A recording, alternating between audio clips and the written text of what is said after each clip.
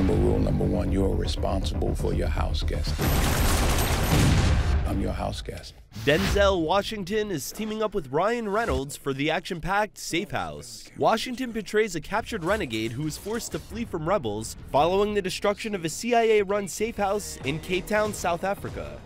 The project marks Washington's fourth action film to be released in the last 3 years. And at 57 years old, the Oscar winner is still performing many of his own stunts.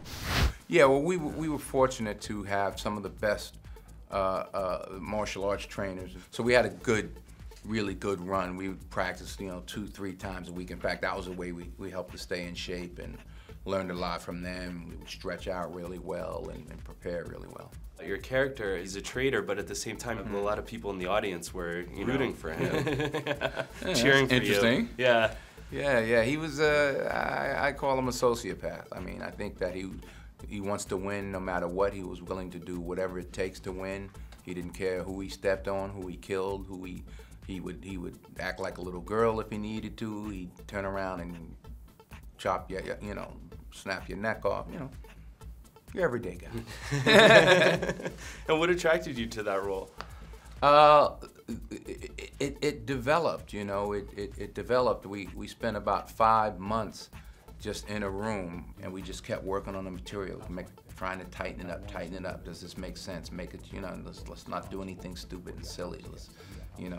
Yes, there's a lot of action, but it doesn't mean it has to be mindless action. And, just trying to make it honest. Not gonna get in my head. I'm already in your head. And your co-star Ryan Reynolds, he said that he learned a lot from you. Do you try to impart knowledge or your experience onto other actors? Not purposely, maybe, but just by example. I'm too busy doing my job. No matter how far along you get in this business, I think there's still a certain fear that that you don't want to screw up. You want to do a good job. So if you learned anything from that, good. Safe House opens in North American theaters on February 10th. Ken Lombardi, CBSNews.com, New York.